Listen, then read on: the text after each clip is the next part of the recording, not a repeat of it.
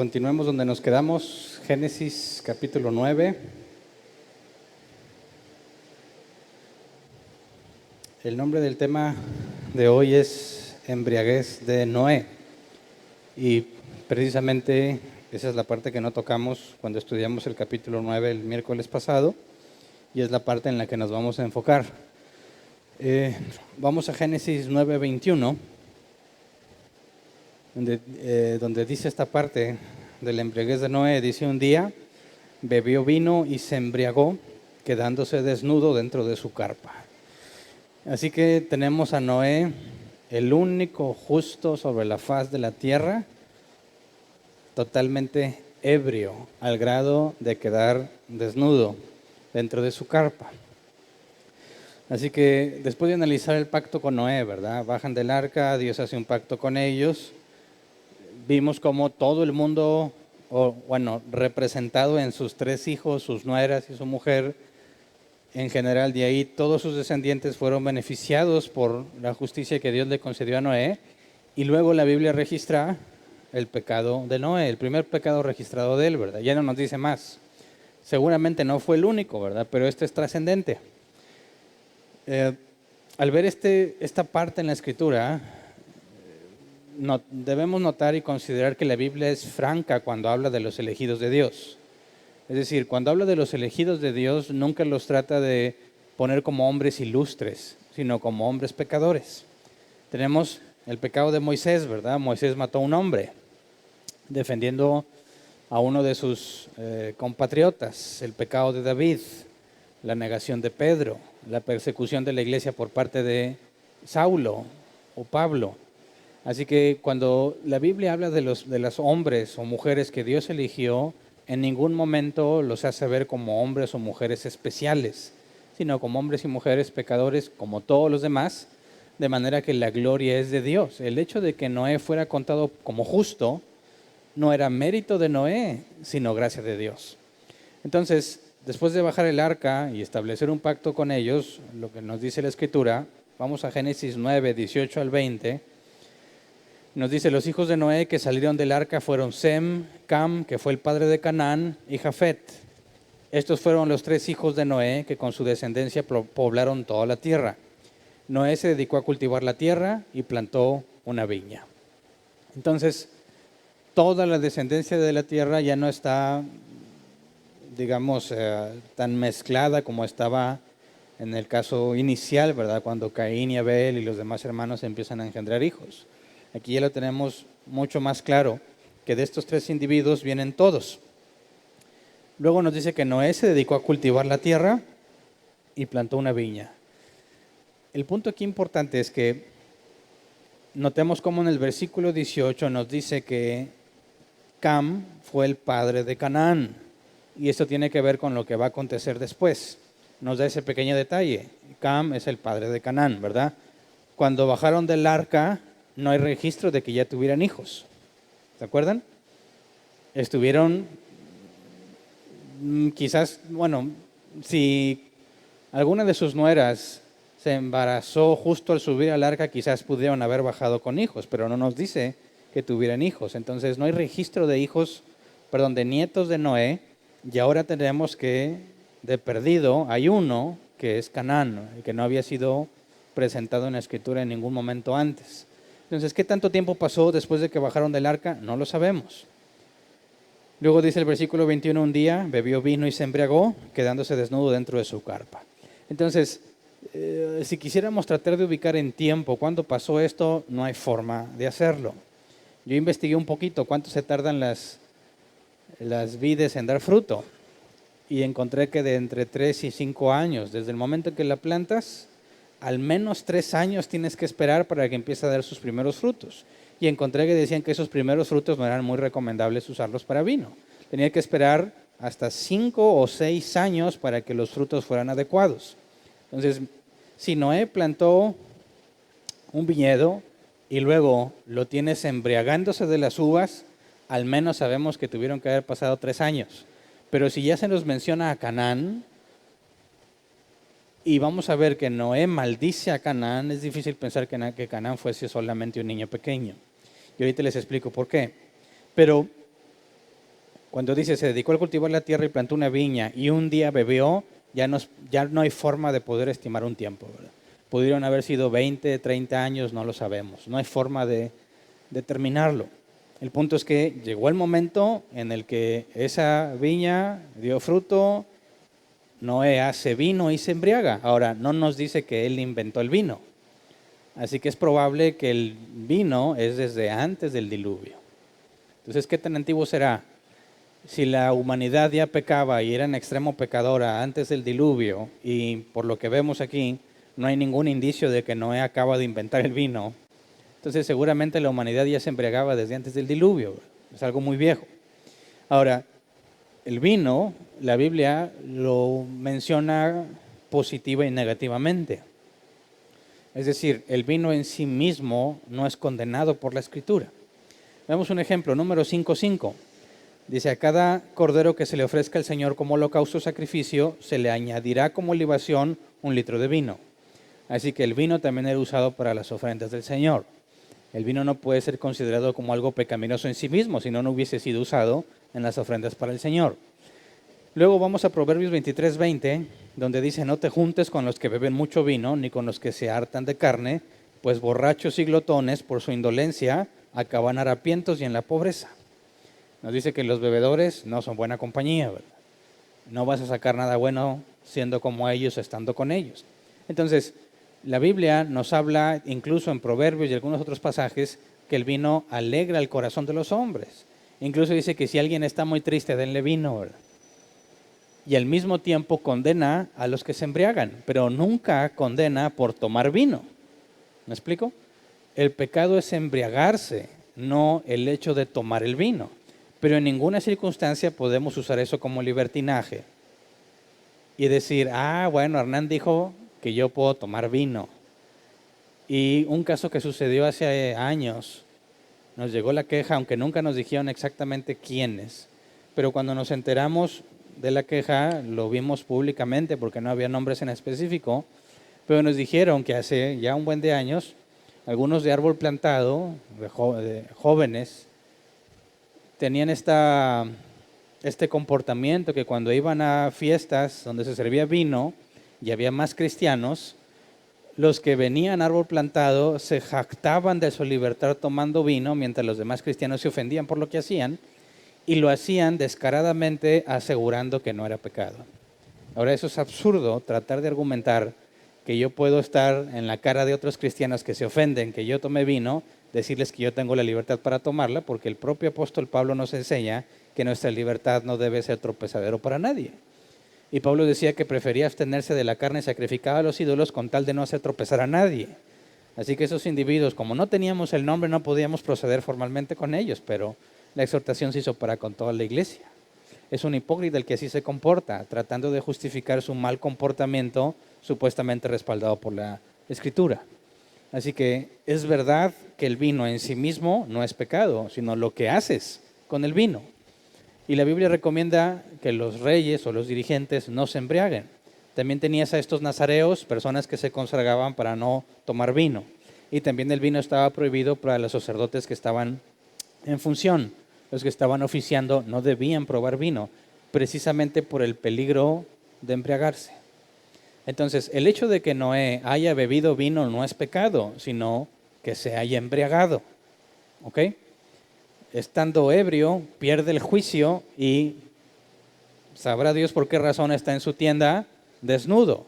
No sé si estaba tan ebrio que se puso a festejar con libertad o se metió a bañar y no alcanzó a permanecer consciente, no sabemos, pero está desnudo en su tienda. Y luego dice el versículo 22, Cam, el padre de Canaán, vio a su padre desnudo y fue a contárselo a sus hermanos que estaban afuera. Hagamos un ejercicio tratando de ver a Cam como un buen hijo y como un mal hijo. ¿Ok? Como un mal hijo primero. Bueno, vio a su padre desnudo y fue a contárselo a sus hermanos. ¿Cuál sería la motivación de Cam al ir a contarle a sus hermanos? ¿Burlarse de su padre o pedirle que le ayuden con su padre? ¿Cuál crees tú que es la motivación de Cam? Pedirle a sus hermanos que le ayuden con su papá. Oye, papá está tirado desnudo en la tienda, échenme la mano. O para que se burlen de su papá. Ahora, Cam, el padre de Canaán, vio a su padre desnudo y fue a contárselo a sus hermanos que estaban afuera. Ahí ya está hablándonos del pecado de Cam, porque pecó, pero parece que no está muy claro. Porque se puede entender, bueno, quizás fue a pedir ayuda, lo encuentra desnudo y dice, ay papá.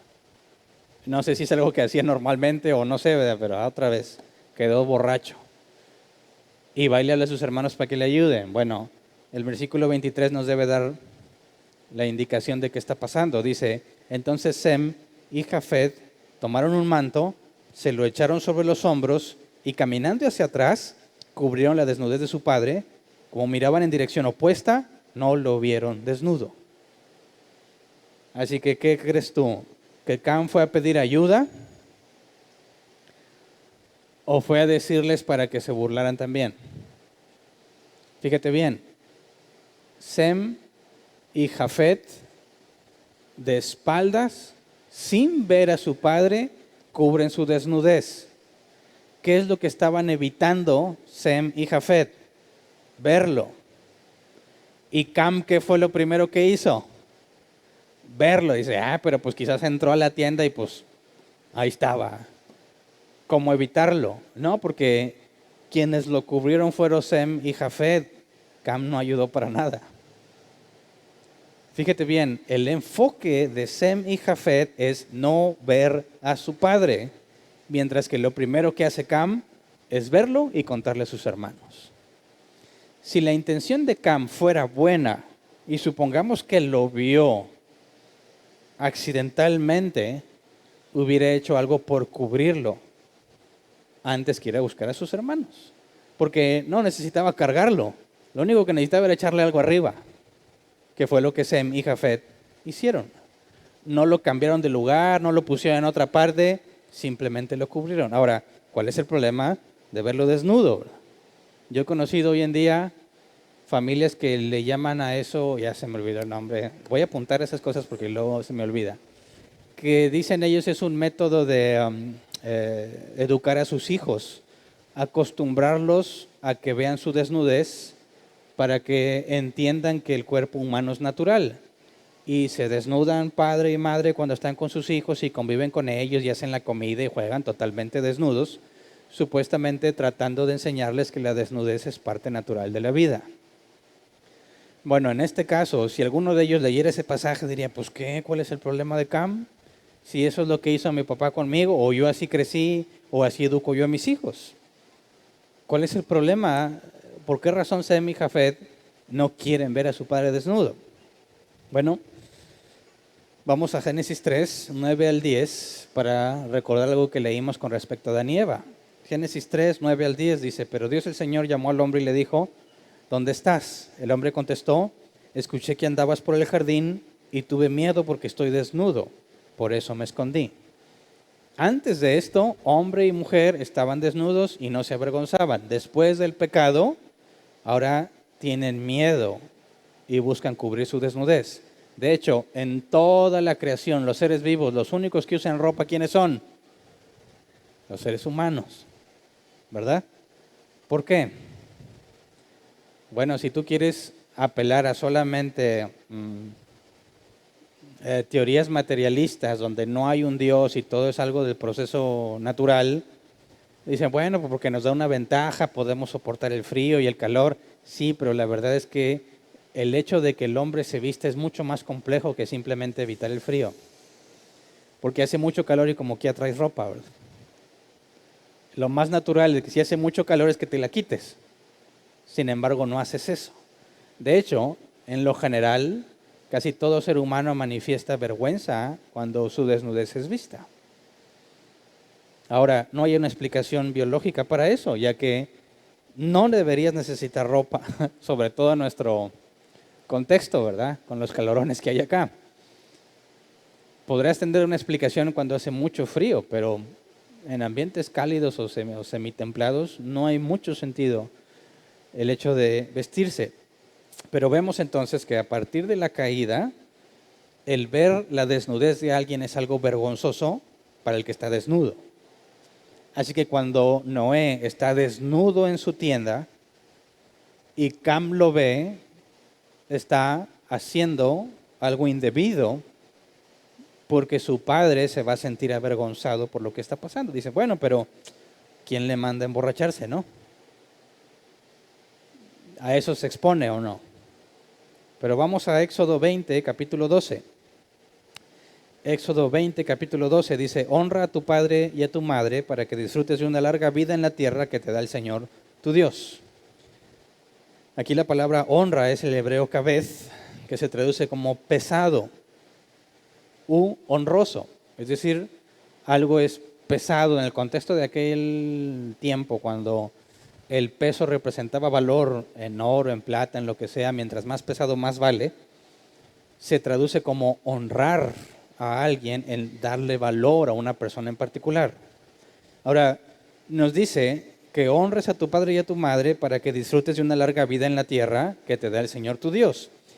Y algunos dicen, ya ves, si tú no honras a tus papás, Dios te va a recortar la vida. Pero si Dios tenía planeado para ti una corta vida, pero honras a tus papás, te la va a extender. Y eso ya es un problema serio con la omnisciencia de Dios, ¿verdad? Porque es imposible que tú puedas cambiar los planes de Dios. Sobre todo, si Dios es eterno y es atemporal, es decir, a Él no le afecta el tiempo, Él no puede esperarse a ver si vas a honrar a tus papás o no, como para saber qué vida te va a dar. Eso es absurdo. La vida de todos los hombres ya está definida y los días de su vida están contados. Nadie puede morir antes o después. Entonces, ¿qué debemos comprender cuando dice para que disfrutes de una larga vida en la tierra que el Señor tu Dios te da? Dicen, es el único mandamiento con promesa. ¿Pero es realmente una promesa? ¿O más bien está hablando de una consecuencia? Ahorita voy a entrar a esa parte. Lo primero es que honra a tu padre y a tu madre. El no honrarlos ya era pecado desde los tiempos de Adán y Eva prediluvianos, o vino a ser pecado hasta que se establece esta ley. ¿Qué es la honra en nuestro lenguaje? Podemos traducirlo como darle un trato especial a alguien.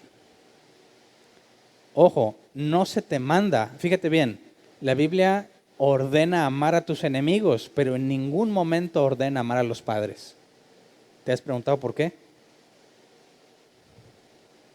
¿Por qué no dice amarás a tu padre y a tu madre? No, dice hónralos. Y esa honra no tiene nada que ver con los sentimientos, es una actitud. Les das un trato distinto independientemente de lo que sientas hacia ellos. Es un hecho y no se puede negar que hay padres que no merecen ser honrados. Hay padres a los que es imposible amar porque han sido crueles con sus hijos. Un hijo cuyo padre es golpeador o violador, ¿lo amaría? Claro que no. De hecho, no se puede mandar en cuanto a sentimientos, ¿verdad? Por eso Dios no te está pidiendo que tengas un sentimiento para con tus padres, sino que los honres, que les des un trato especial. ¿Por qué? Bueno, ese es el punto. Si analizamos, antes de Éxodo 20, ya era un pecado no honrar a tus padres. De hecho, hay más descripción en cuanto a los hijos y los padres. Dice la Escritura que si un hijo golpea a su padre, deben de matar a pedradas a ese hijo. Es más, si ni siquiera hubo violencia física, si un hijo es desobediente, necio, los padres, si lo castigan y aún así no cambia, tenían que llevarlo ante los ancianos de la ciudad y entre todos, y decir públicamente lo que ese hijo hacía, juzgar el caso y si era hallado culpable, tenían que matarlo entre todos a pedradas a ese hijo. ¿Por qué? Dice, para que la maldad no se reproduzca entre ustedes, para que teman hacer lo malo. ¿Por qué? Bueno, consideremos, independientemente de si los padres tuyos fueron dignos de que los ames o no, no estarías aquí si no fuera por ellos, ¿verdad? Si no te hubiesen cuidado, alimentado, protegido y no te hubiesen dado todo lo que requieres hasta que llegaste a un punto en la vida en el que puedes ser independiente, si ellos no hubieran hecho todo eso por ti, no estarías aquí. Ahora, es justo que tú los trates como cualquier cosa en lugar de honrarlos, que significa darles un trato especial. Es totalmente injusto. Aunque hayan sido malos padres, es injusto que los trates como si fueran cualquier cosa, como cualquier otra persona. La honra demanda un trato especial independientemente de las emociones que puedas tener hacia ellos. Ahora, ¿está Cam honrando a su padre? No, todo lo contrario. Si es algo vergonzoso para un hombre ser visto desnudo, y luego tenemos más adelante la historia del hijo pródigo en los tiempos de Jesús, que dice que cuando el padre ve a su hijo que viene, se ciñe los lomos y corre. En el contexto histórico y cultural, que un anciano dejase ver sus tobillos o sus pantorrillas era muy vergonzoso. ¿Cuánto más habrá sido estar totalmente desnudo y ser visto por uno de tus hijos? Y que tu hijo, en lugar de hacer algo para ayudarte, corra a decirle a sus hermanos para que vengan a verte. Así que es un hecho que Cam está pecando. ¿Me explico? Ahora, algunos dicen, cuando dice que vio a su padre desnudo, la Reina Valera 60 dice, vio la desnudez de su padre. Y esas palabras en hebreo pueden traducirse, y aplicación en otros pasajes, cuando dice que un hombre no debe dormir con la mujer de su padre porque ve la desnudez de su padre. Algunos tratan de hacer una conexión y decir que cuando la Escritura dice que Cam vio la desnudez de su padre, dicen abusó sexualmente de él. Y eso lo hace peor, ¿verdad? Pero espérame, yo no estoy de acuerdo con esa interpretación. Porque si ver la desnudez de su padre es abusar sexualmente de él, eso no explica lo que Sem y Jafet hicieron. Porque Sem y Jafet no quisieron verlo y lo cubrieron. Así que echa por tierra la idea de un abuso sexual. Porque literalmente lo cubren con algo. Así que el contexto, sobre todo por lo que Sem y Jafet hacen, deja ver que se limita solamente a verlo y no hay nada que indique un contacto físico. Entonces, Cam peca. Quiere que sus hermanos sean partícipes de lo que está pasando y sus hermanos se niegan y se enfocan en no ver a su padre mientras cubren su desnudez. A Noé se le pasa la cruda, ¿verdad? Dice versículo 24 al 27. Cuando Noé despertó de su borrachera y se enteró de lo que su hijo menor le había hecho, declaró, maldito sea Canaán, será de sus dos hermanos el más bajo de sus esclavos. Y agregó, bendito sea el Señor Dios de Sem, que Canaán sea su esclavo. Que Dios extienda el territorio de Jafet, que habite Jafet en los campamentos de Sem y que Canaán sea su esclavo. Ahora, aquí surgen varias preguntas interesantes. Número 1, ¿tiene poder Noé para maldecir a quien él quiera o bendecir a quien él quiera? Segunda, ¿qué culpa tiene Canaán si el que lo vio fue Cam? ¿Verdad? Dice, ¿todavía estaba borracho o qué? Se levanta, se entrega lo que le hace Cam y maldice a Canaán. Y no sé, yo me imagino a Canaán, dije, pues ¿yo qué? ¿Yo qué? Y esto ha llevado a que algunos digan, es que seguro estaba ahí también, pero eso no lo dice la Escritura. El punto es que hay que responder primero, antes de por qué Canaán, es determinar si Noé tiene poder para bendecir o para maldecir. Ahora, esto es muy interesante porque muchos cristianos se aseguran tener ese poder. Y aseguran, a mí me dijeron, en la Biblia dice que lo que digas con tu boca, eso será. Y yo me la creí. Y durante muchos años aseguré que eso estaba en la Biblia hasta que me puse a buscarlo y no lo encontré por ningún lado. Lo único que dice es que una pequeña chispa puede encender un gran bosque y hace referencia a la lengua, pero en ningún momento dice que tú tienes poder. Ahora, ¿qué podemos encontrar en la Escritura en cuanto a esta aparente habilidad de Noé de maldecir y de bendecir. Primero hay que dejar en claro lo que Dios dijo por medio de Balaam. Quien no sabe quién es Balaam, les cuento un poco el contexto. Los israelitas van rumbo a la tierra prometida. Uno de estos reyes, Balac, contrata a Balaam, vidente de Dios, para maldecir a los israelitas. Le ofrece una gran suma si los maldice. Y cuando Balaam se propone maldecir, Dios le da un mensaje, y esto es lo que dice en Números 23:8. Dice, pero ¿cómo podré echar maldiciones sobre quien Dios no ha maldecido? ¿Cómo podré desearle el mal a quien el Señor no se lo desea? Esto es un punto muy importante. Aunque alguien te diga, yo te maldigo en el nombre de Jesús y no sé qué, como alguna vez me dijeron a mí, eso no funciona para nada a menos que Dios haya decidido maldecirme. Pero si yo nací de nuevo y soy un hijo de Dios, la Escritura es clara que yo no estoy bajo maldición. Así que ningún hijo de Dios puede ser maldito, ni siquiera Dios mismo lo maldeciría porque Dios no se contradice. Así que no hay poder sobre la tierra ni en el universo para maldecir a un hijo de Dios y tampoco a alguien que no es hijo de Dios. Esos ya están malditos. ¿Cómo podré maldecir a quien Dios no ha maldecido? Entonces, Noé no tiene poder para maldecir a nadie. Bueno, ¿qué tal para bendecir? No es muy común que los cristianos dicen, yo te bendigo, varón. A mí me dan ganas de contestarles muchas veces, pero Dios me da dominio propio, respiro profundo, trato de verlo por el lado positivo. Bueno, pues me está deseando el bien, aunque no entiende lo que está diciendo, ¿verdad?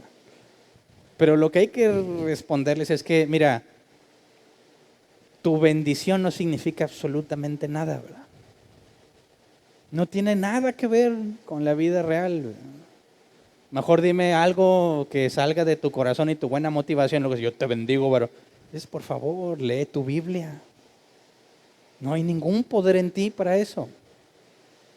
Que Dios te bendiga. Bueno, eso se parece más a algo bíblico, ¿verdad? Gracias por tu buena intención y estás reconociendo que Dios es el único que me puede bendecir. Pero tú no me andes bendiciendo, no hagas celoso, no demuestres tu ignorancia bíblica. Bueno, lo mismo aplica para bendecir que para maldecir. Nada de eso tiene sentido, no funciona a menos que Dios lo haya determinado. Si Dios ha decidido maldecir a alguien, ni aunque le bendigas, va a ser maldito. Y si Dios no lo ha maldecido, ni aunque tú lo maldigas, vas a poder hacerlo. ¿Okay? Eso es lo que Dios enseña por medio de este Balaam. Y luego vamos a Ezequiel 18:20, porque dirías, ¿qué onda con Canaán? Dicen algunos, es que está pagando por el pecado de su padre. No es cierto. Ezequiel 18:20, palabras de Dios, todo el que peque merece la muerte, pero ningún hijo cargará con la culpa de su padre, ni ningún padre con la del hijo. Al justo se le pagará con justicia y al malvado se le pagará con maldad. Así que un hijo no puede pagar por el pecado del padre, ni al revés. Dios va a juzgar a cada uno según lo que hace. Y algunos dicen, qué bueno. No, sigue siendo un problema para todos, porque ¿quién hace lo bueno? Nadie, ¿verdad? El punto es que, bueno, yo voy a pagar lo mío si es que no fuese elegido de Dios, ¿verdad? Y no por lo que mi padre haya hecho. Pero eso no significa que me va a ir bien, ¿verdad? Porque a menos que tenga la justicia que viene por gracia de Dios, la que obtuvo Cristo, igual voy a ser condenado por mi propia maldad. El punto es que no tiene sentido pensar que Noé está maldiciendo a Canaán porque se enojó con Cam. ¿Me explico? Porque Canaán no tendría nada que ver en el asunto. Y si no tiene poder para maldecir en sí mismo, mucho menos al hijo del que pecó. Así que, ¿qué está pasando aquí? ¿Me explico? Una simple lectura parece indicar que Noé puede decir, a ver, ahí te va bendición para ti, maldición para ti, porque me viste desnudo. Oye, pero pues te embriagaste. ¿No tenía también la responsabilidad en eso? ¿O eso no cuenta? Si él no es que se hubiera embriagado, nunca lo hubieran visto desnudo. Pero ese no es el tema, porque ya se nos había dicho que Noé era justo ante Dios. ¿Me explico? Sem y Jafet reconocen que Noé es justificado ante Dios. y simplemente cubren su pecado y no son parte del pecado de su hermano Cam. Cam no lo hace así. Pero hay que entender qué es lo que está pasando con Noé. Y hay muchas distintas explicaciones. Algunos aseguran que hay un error en la escritura.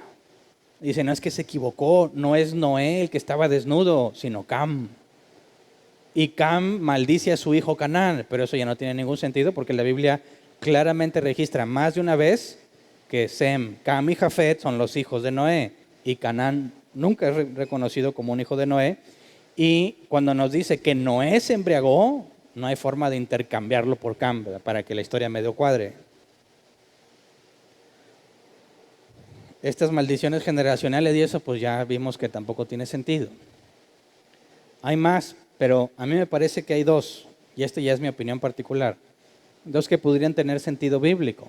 Puedes juzgar tú si quieres buscar más.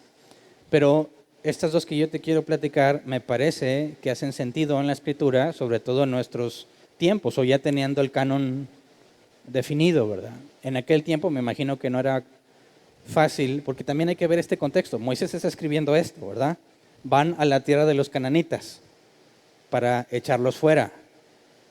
Los israelitas son descendientes de Sem. ¿Qué es lo que está diciendo aquí Moisés cuando lo escribe? Canaán fue maldecido por Dios y Sem fue bendito. Los israelitas descienden de Sem. Los cananeos, eseos, eteos, jebuseos y todos esos eos vienen de Cam y de Canaán. Así que en ese momento en el que los israelitas van a echar fuera a los cananitas, se están identificando entre la descendencia de Sem y la descendencia de Canaán.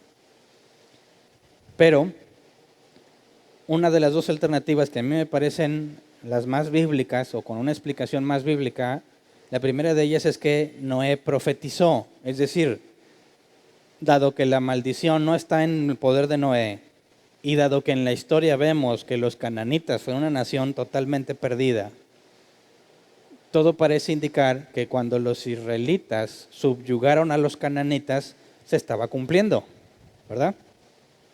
Es decir, que Noé profetizó porque Dios lo usó para hablar de lo que sucedería, pero tiene algunos puntos en contra. Tiene sentido decir, bueno, los israelitas son descendientes de Sem, todos los que habitaban en la tierra de Canaán son descendientes de Canaán. ¿Por qué maldijo a Canaán y no a Cam? Bueno, porque cuando bajaron del arca, Dios los bendijo a todos, ¿verdad?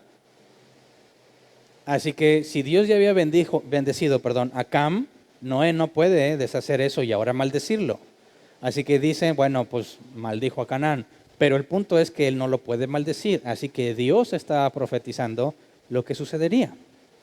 Pero me parece que tiene en contra el hecho de que Asiria y Babilonia también son descendientes de Cam y ellos sometieron a servidumbre a los israelitas descendientes de Sem, o sea, lo opuesto. Entonces dirían, bueno, es que esta profecía era nada más por ese periodo de tiempo, pero no se mantuvo porque luego se invirtió. Los israelitas eran siervos de los descendientes de Cam.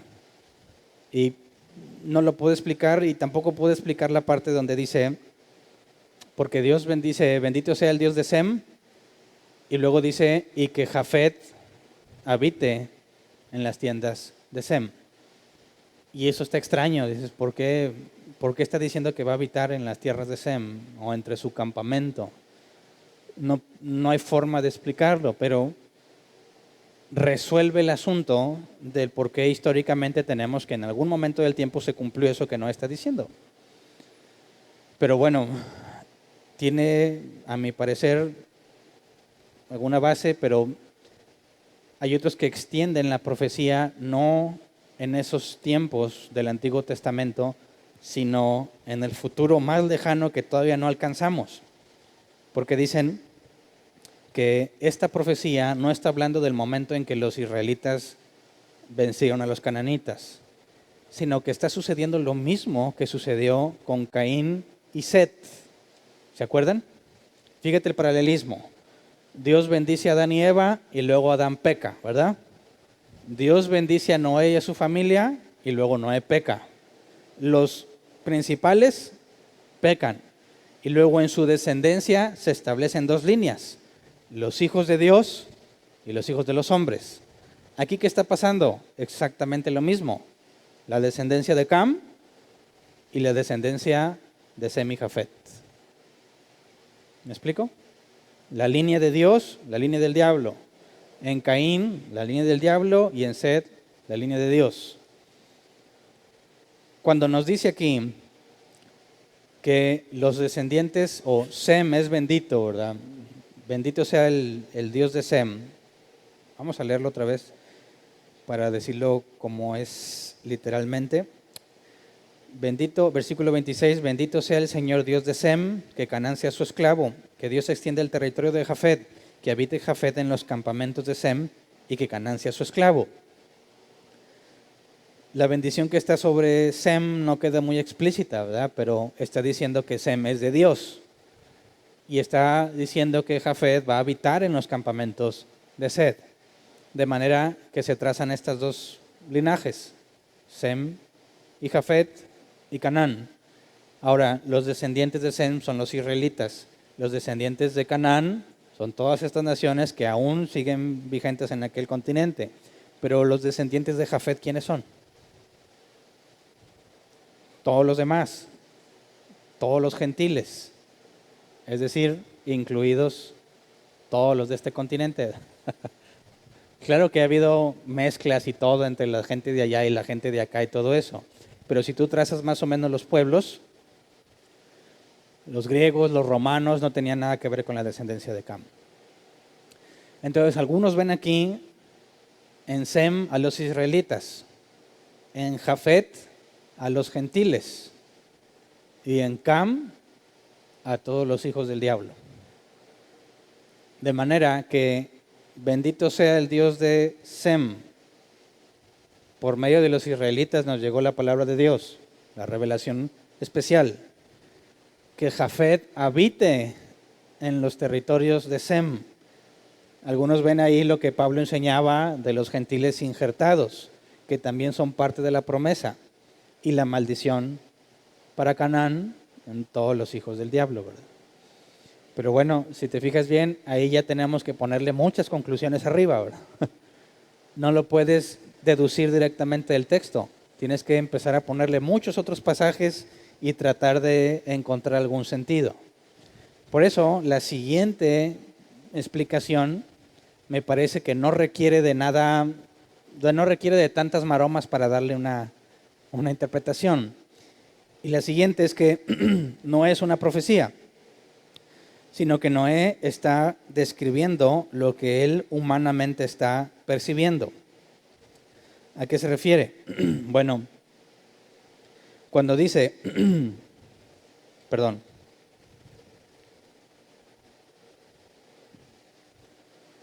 que el Dios de Sem,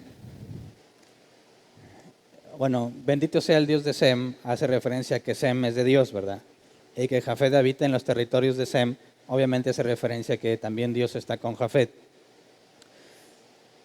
La teoría es que él está describiendo lo que percibe según la descendencia de estos hombres. Por ejemplo, Génesis 18:19, Dios está hablando de Abraham. Dice, yo lo he elegido para que instruya a sus hijos y a su familia, a fin de que se mantengan en el camino del Señor y pongan en práctica lo que es justo y recto. Así el Señor cumplirá lo que le ha prometido. Y vemos un énfasis en la forma en la que Abraham va a instruir a su descendencia. Cuando fue promulgada la ley de Moisés, estaba también esa instrucción, y la repetirás a tus hijos. En el camino, la pondrás en los postes de tu casa. Cuando hay muchas señales, incluso cuando los israelitas van a entrar y cruzan el río Jordán, ponen una estela, le llama la Reina Valera 60, piedras apiladas, dice, para que un día, cuando sus hijos pregunten, le digan, esto es lo que pasó. En la Pascua y todo, dice, para cuando sus hijos pregunten, digan esto. Y había un énfasis en que ellos tenían que instruir a sus hijos. Lo vemos incluso en la descendencia de Set, ¿verdad? El linaje de cómo desde Set se empezó a invocar el nombre de Dios en los hombres. Entonces algunos ven esto. Partiendo también de Éxodo 20 y el quinto mandamiento de honrar a tu padre y a tu madre, Dice, y así tendrás una larga vida. Yo comentaba al principio, eso es una promesa, una consecuencia. Imagínate esto, ¿qué le pasa a una sociedad si los hijos no respetan o no honran a los padres? ¿Qué va a pasar con esa sociedad? Lo estamos viviendo, ¿verdad? Fíjate bien, no está muy lejos de nuestros tiempos, viene desde más atrás. Los padres no quieren ser una figura de autoridad, se esfuerzan por ser amigos de sus hijos, ¿verdad? Obviamente no todos, ¿verdad? Pero en lugar de decir, yo soy tu papá y me haces caso, tratan de ganarse su amor. Les compran cosas y regalos y esperan los padres que sus hijos los amen porque los tratan bien. Y antes no era eso, antes es, mira, aunque no te dé ningún regalo, yo soy tu padre. Y me respetas por el solo hecho de que yo soy tu papá. Bueno, conforme van avanzando las generaciones, los hijos empiezan a ver a sus padres como iguales. Es asombroso, para mí es asombroso ver que un padre le diga a su hijo como a cualquier otra persona, le dicen güey, completa la palabra, ¿verdad? Les hablan de maldiciones como si estuvieran hablando con sus compadres. Y lo más asombroso es que sus hijos también a ellos. No hay el más mínimo respeto ni la más mínima comprensión de lo que es el honor a los padres. Ahora, ¿qué se obtiene con eso? Bueno, no hay ninguna transmisión de respetar la autoridad. No hay ninguna transmisión hacia los hijos de reconocer que hay una autoridad moral sobre ti. De manera que el concepto de Dios se vuelve algo incomprensible, porque nadie tiene la autoridad para decirle a otro lo que debe de hacer, ni siquiera los padres a los hijos. ¿Qué pasa con esas sociedades? Se vuelven un caos. Así que cuando dice, honra a tu padre y a tu madre y así tendrás una larga vida, ¿es una promesa o es una consecuencia? Fíjate, dicen esto, los hombres fuertes y de convicciones son generados por momentos difíciles, ¿verdad? Esos momentos difíciles generan hombres fuertes. Estos hombres fuertes traen paz y momentos de tranquilidad. Y esos momentos de tranquilidad generan hombres débiles, porque no necesitan pelear. Y los hombres débiles generan tiempos difíciles, ¿verdad? Y se repite el ciclo, ¿verdad? Porque ahora los tiempos difíciles hacen hombres fuertes que traen momentos de tranquilidad y ahí te vas. Pero en la Biblia, independientemente de la situación que enfrentes, es instruye al niño en su camino. Las repetirás a tus hijos. He elegido a Abraham porque él va a enseñar a sus hijos. Hay un énfasis en que se tiene que honrar a Dios y el representante en una familia de Dios es principalmente el padre. Como el padre se comporte o haga que sus hijos se comporten para con él, es el nivel de comprensión que van a tener hacia la autoridad que está sobre toda autoridad, que es Dios. De hecho, está demostrado que una familia sin padre genera hijos problemáticos. No tienen respeto por la mujer. Normalmente son golpeadores o no tienen respeto hacia el sexo opuesto. No hubo quien les pusiese un freno. Y las mujeres que crecieron sin un padre normalmente se casan con hombres que no valen la pena. Se vuelven mujeres promiscuas. Entonces, la honra hacia los padres es un beneficio para los hijos. Cuando Noé detecta que Cam está haciendo eso, habla sobre la maldición de Canaán, no porque él lo esté maldiciendo, sino porque, entre comillas, visualiza el camino a seguir. Sabemos que la longevidad de Noé, bueno, sobre todo de sus ancestros, ya lo estudiamos en la genealogía que hay ahí, los dejó convivir mucho tiempo, ¿verdad? Noé convivió con su padre y con su abuelo, Matusalén. Fueron instruidos no nada más por su padre, sino por generaciones previas atrás, de hombres muy longevos. En este caso, Cam no tiene el más mínimo respeto para con su padre y visualiza el resultado en Canaán. Lo que va a suceder. En cambio, Sem y Jafet se muestran temerosos de Dios al respetar a su padre. Y por eso dice que Dios está con ellos.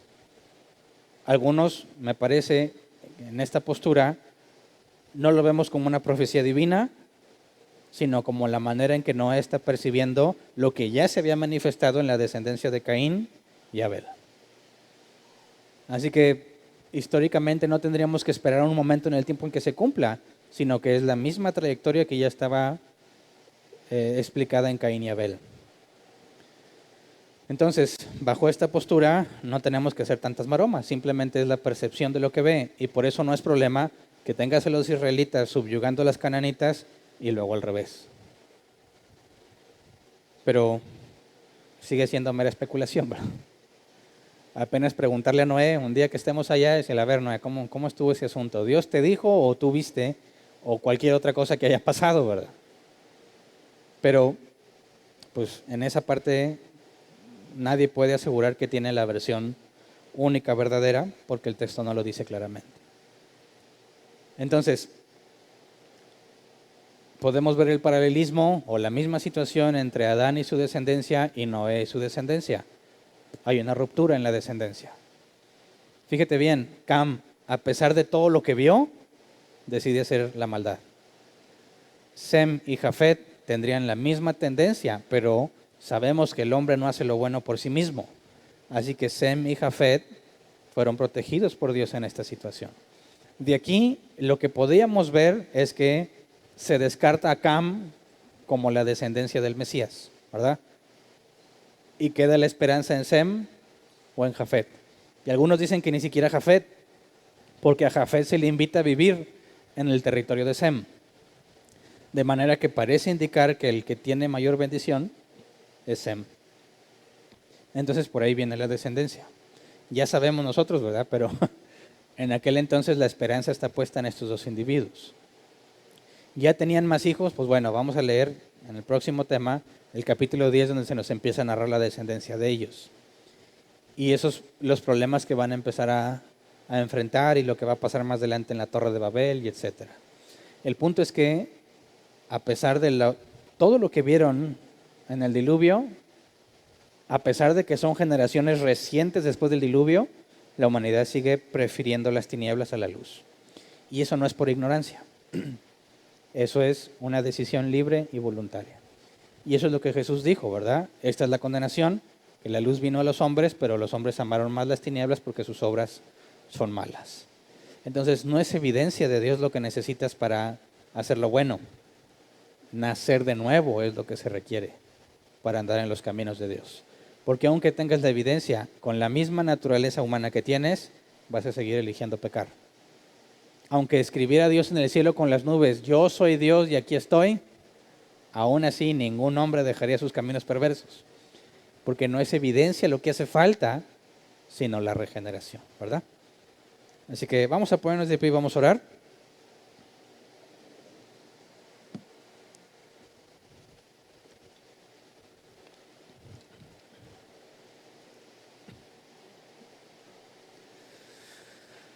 De Noé aprendemos que a pesar de ser declarado justo, siguió pecando. Exactamente lo mismo pasa con nosotros, ¿verdad? Si naciste de nuevo, fuiste declarado justo y aún así pecas. No vamos a librarnos de nuestra humanidad y nuestra carne mientras estemos en este cuerpo. Pero experimentamos el mismo dilema. Lo bueno que quiero hacer no lo hago y lo malo que no quiero hacer termino haciéndolo. Soy un miserable, dijo el apóstol Pablo. ¿Quién me librará de este cuerpo de muerte? E inmediatamente después dice, gracias sean dadas a Dios por medio de Jesucristo. Y esa es la parte clave. Nos equivocamos y pecamos voluntariamente. Pero la Escritura dice que Dios es fiel y justo para perdonarnos. Fiel y justo por lo que Jesús hizo. A Noé no se le quitó su estatus de justo por lo que hizo. La Biblia promete que a los hijos de Dios todo obra para bien. Aún tu propia maldad, Dios puede usarla para bien porque te disciplina, te corrige, azota al que reciba por hijo. Y tu maldad la usa para bien. Muchas veces Dios nos libra de pecar y ni cuenta nos damos. Pero muchas veces Dios permite que pequemos. Y cuando permite que pequemos, un hijo de Dios no va a huir de Dios, no se va a esconder como Adán y Eva lo hicieron, sino que la Escritura enseña que podemos acercarnos confiadamente al trono de la gracia para pedir misericordia y perdón de nuestros pecados. Eso es lo que nos da esperanza. No que somos buenos ni que nos portamos bien, sino que Dios es bueno y Él es fiel, ¿verdad? Así que vamos a orar. Señor, enséñanos, Padre, como dice Moisés, como dijo, a contar de tal forma nuestros días que traigamos al corazón sabiduría. Padre, reconocemos que muchas veces somos usados por ti para hacer lo bueno y muchas veces nos rebelamos a ti para hacer lo malo. Pero en medio de todo eso, Señor, tu palabra nos enseña a confiar en ti a pesar de nosotros. Enséñanos, Padre, a vivir en santidad. Enséñanos a buscar tu perdón, tu gracia y tu misericordia a pesar de que pecamos, Señor. Porque tú has decidido declararnos justos a pesar de nosotros mismos, Señor, por la obra de Cristo en la cruz. Así que, por favor, Padre, queremos rogarte que ninguno de nosotros se esconda de ti, que ninguno de nosotros tampoco viva en libertinaje, Señor, sino que nos disciplines como enseña tu palabra. Padre, enséñanos a ver las consecuencias de nuestros actos. Que no nos resulte fácil pecar, Señor. Que tu Espíritu Santo nos guíe a lo correcto, Padre, y no nos deje en paz cuando estamos haciendo lo malo. Concédenos, Padre, también sabernos perdonados. Que ninguno de nosotros esté cargando, Señor, cosas que no debe de cargar. Que todos podamos comprender el amor que tú nos has dado, Señor. Porque dice tu palabra que el que conoce tu amor no teme, porque el que teme espera castigo. Padre, permítanos comprender, como seguramente Noé comprendió, que a pesar de nuestros errores y de nuestras infidelidades para contigo, tú permaneces fiel porque no puedes negarte a ti mismo. Ten misericordia de nosotros cuando pecamos, Señor, conforme lo dice tu palabra. Y concédenos apartarnos de esa vida pecaminosa y que podamos crecer cada vez más a la estatura de Cristo, el varón perfecto. Y enséñanos, Padre,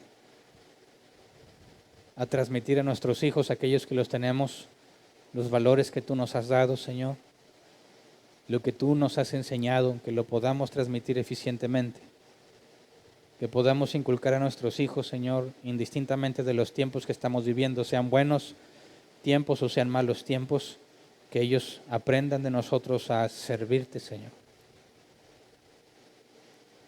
a honrarte, a honrar a nuestros padres, para que podamos tener larga vida en la tierra, Señor, como consecuencia, que podamos experimentar los beneficios de obedecer tu voluntad y tus mandatos, Señor, porque es lo mejor que pudiéramos hacer. Que seamos un ejemplo viviente, Señor, de que tú tienes poder para transformarnos a pesar de lo pecaminosos que podamos ser. Que cuando nos vean, Señor, vean nuestras vidas, nuestras familias, no digan que nosotros hacemos las cosas bien, sino que siempre quede en claro que tú eres el que eres fiel y que a pesar de nosotros tú has decidido bendecirnos, Señor, y que por eso podemos vivir confiados, tomados de tu mano, porque nada nos separará del amor de Cristo, dice tu Escritura, Señor. Gracias por tu paciencia para con nosotros y porque tus misericordias son nuevas cada mañana. Amén. Pueden sentarse. Sección de preguntas. 15 minutos para preguntas. Si tienes una pregunta, levanta tu mano. No importa que sea la primera vez que vengas, puedes preguntar, ¿ok? ¿Alguien tiene una pregunta?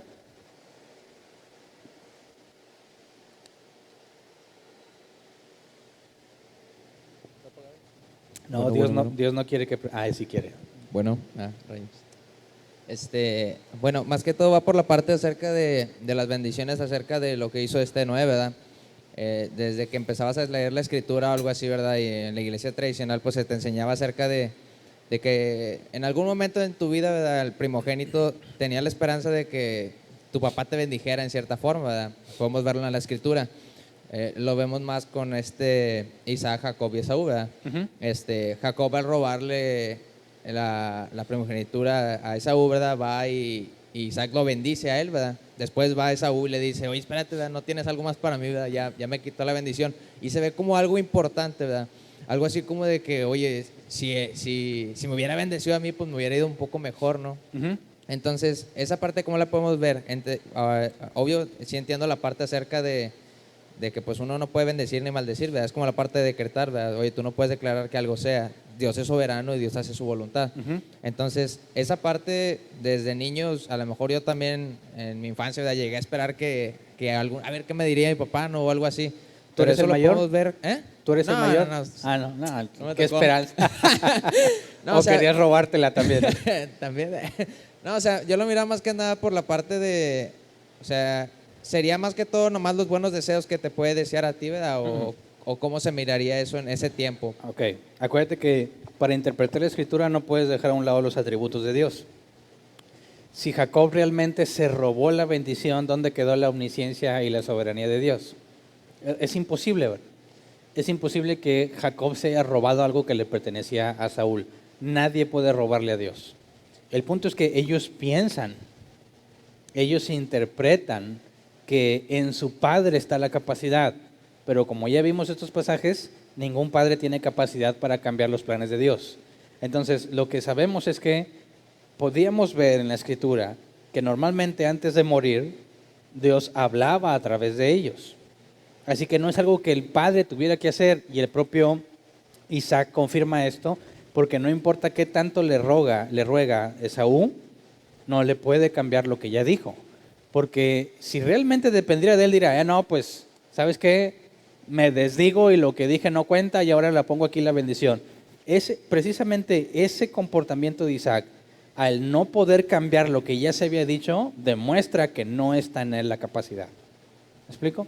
Entonces, es malo lo que hizo Jacob al tratar de robar, pero en ninguna forma puedes robar algo que Dios ha definido para otra persona. Si Dios hubiese decidido bendecir a Esaú y Jacob se lo roba, Dios ya no es Dios, ¿verdad? Porque pudo haber cambiado su voluntad y pudo haber cambiado el destino de toda la humanidad. Así que interpretando correctamente, Jacob está haciendo algo indebido porque está tratando de usurpar, engañando a su padre, aprovechándose de que está prácticamente ciego, ¿verdad? Pero en ninguna forma está cambiando los planes que Dios había estipulado. Pero, por ejemplo, ¿eso tiene algún nombre? Porque de todos modos se sigue viendo extraño, ¿verdad? Dices, es que pues, como lo lees en el relato, en realidad sí se la robó. Pero, o sea, obvio, ¿verdad? Ya estaba predestinado de que él iba a ser bendecido de esa forma, ¿verdad? Desde Dios que le estaban puso- en el vientre, ¿verdad? Sí, exactamente, o sea, a Jacob amé, más a Esaú aborrecí. Pero, o sea, si tú lees ese pasaje así, pues logras entender que pues es que sí se la robó, ¿verdad? O sea, eso tiene un nombre, teológicamente o algo así, ¿verdad? Eisegesis. Eso es. Bueno, gracias. Ok. ¿Alguien más?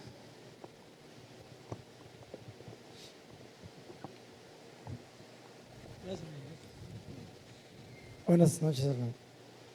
Oye, en Éxodo 24, ahorita mencionaba sobre que nosotros no podemos bendecir a nuestros hijos o maldecirnos, ¿verdad?, por nuestras acciones. En los 10 mandamientos, en Éxodo 20, en el versículo 4, dice que no te harás imagen ni ninguna semejanza de lo que esté arriba en el cielo, ni debajo de la tierra, ni en las aguas debajo de la tierra. No te inclinarás a ellas, ni las honrarás, porque yo soy Jehová tu Dios, fuerte, celoso, que visito la maldad de los padres sobre los hijos hasta la tercera y cuarta generación. Uh-huh. Sobre el tema ahorita que estábamos viendo, podríamos concluir que aquí es, si los padres enseñan a sus hijos la idolatría, obviamente las generaciones van a continuar con esas prácticas y pues obviamente no van a estar buscando a Dios. Sí, y acuérdate que visitar la maldad sería lo opuesto a lo que Romanos 1 dice, entregarlos a sus propios razonamientos depravados, ¿verdad? Visitar la maldad implica un juicio, y a la hora de ir a buscar hacer un juicio en la vida terrenal de ellos muestra misericordia, porque de lo contrario simplemente los entrega a sus propios deseos y nunca hace nada hasta que llegue su condenación. Entonces, cuando dice que visitará la maldad de los padres sobre los hijos, no puedes interpretarlo de que va a hacer pagar a los hijos por lo que los padres hacen, porque es contradictorio a lo que leímos en Ezequiel 18. Sí, Más bien habla del juicio que va a establecer con ellos al momento de estar en el pacto, porque tiene que ver con el pacto, ¿verdad? claro. Muy bien, gracias. ¿Alguien más?